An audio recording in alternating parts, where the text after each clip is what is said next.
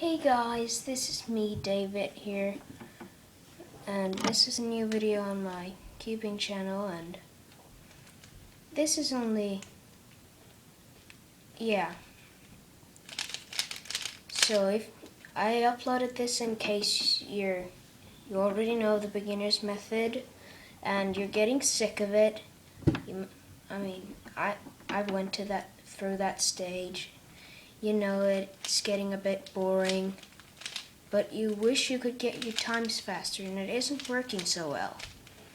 So I decided that I am gonna make a tutorial of the method which basically summarizes the beginner's method, or in other words, it tells everything you're going to be doing, or in this case solves everything you're going to be solving in a shorter amount of, or less amount of steps, and most likely when you practice it a lot, a shorter amount of time. So the Friedrich method has 4 steps to it. The first step has normally not that often been counted as a step. That's making the first cross, like in the beginner's method. But before you go to this video, then I'm going to recommend to you that you at least know how to solve the beginner's method in under 50 seconds, most of the time. You get it almost always under 50 seconds. And yeah, let's get started. Wait, no. The second step of the Friedrich method is, the second is what we call F2L, which stands for the first 2 layers. So here, if I take this pair out and I break it apart, so now we have a corner here that's white, red, and blue, and here we have a edge piece that's blue and red.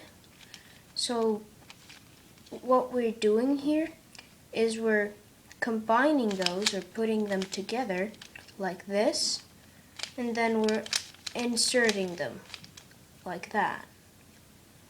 So you place just the pairs in, and then after that there's OLL, where you orient the last layer here,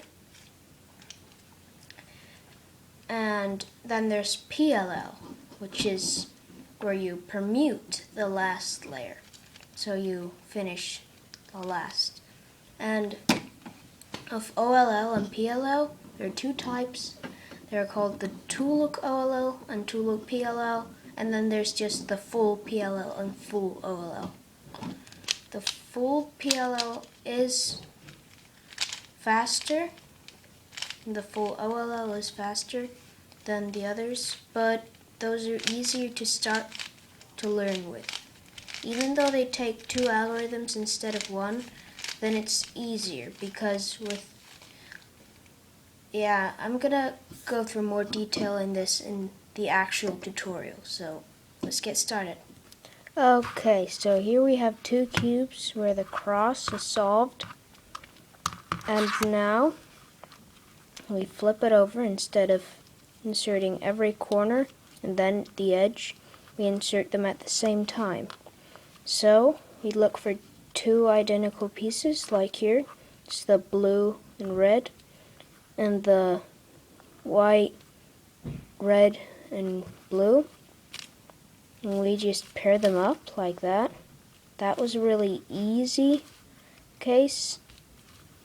And then we just look for where they're going to be, place them where we can put them in, and just insert them. So I'm going to show you again. And if there's one inside here, or inside like here, if it's already paired up, like here, then you can just insert it. And then, oh wow, this is a really easy case. Like that. I didn't even have a chance. Oh yes, here's one. Here's one where we have to hide the corner. Because if we do this like we would normally, then the colors are switched. This piece would have to be flipped. So what we do now is we find a place where we're preserving what we've done.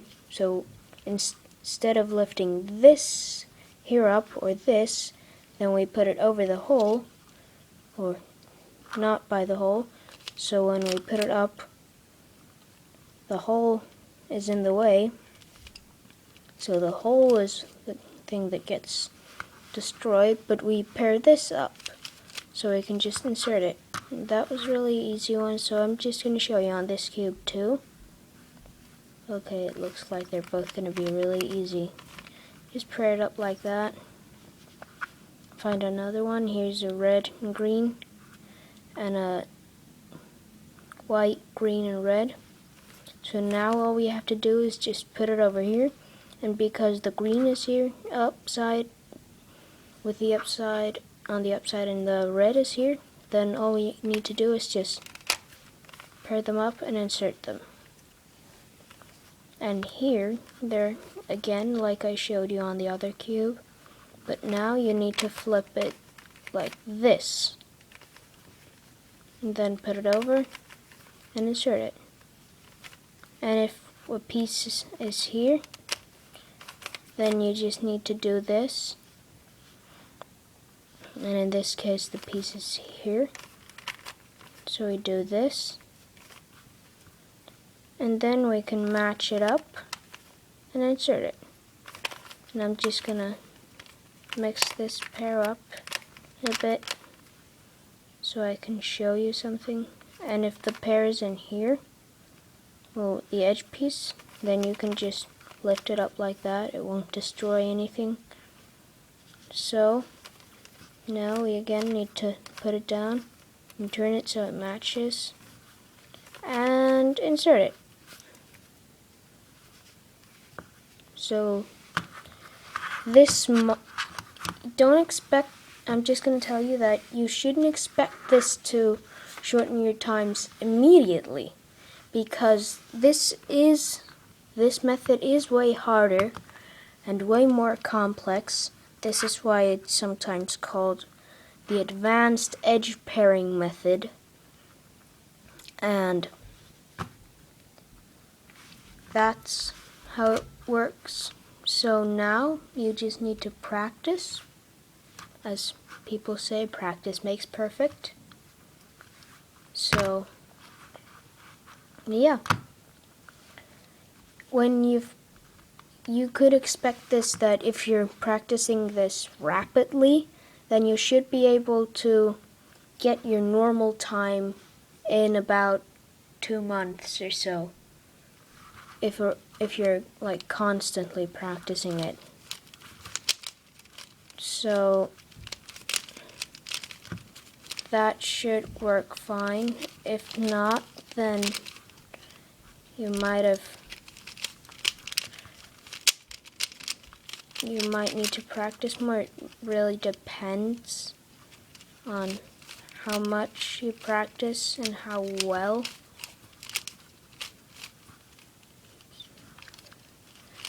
And yeah, that's pretty much it. Oh God. Okay guys, that's it for this video. I hope the F2L step helped you, and well, will help you in the future.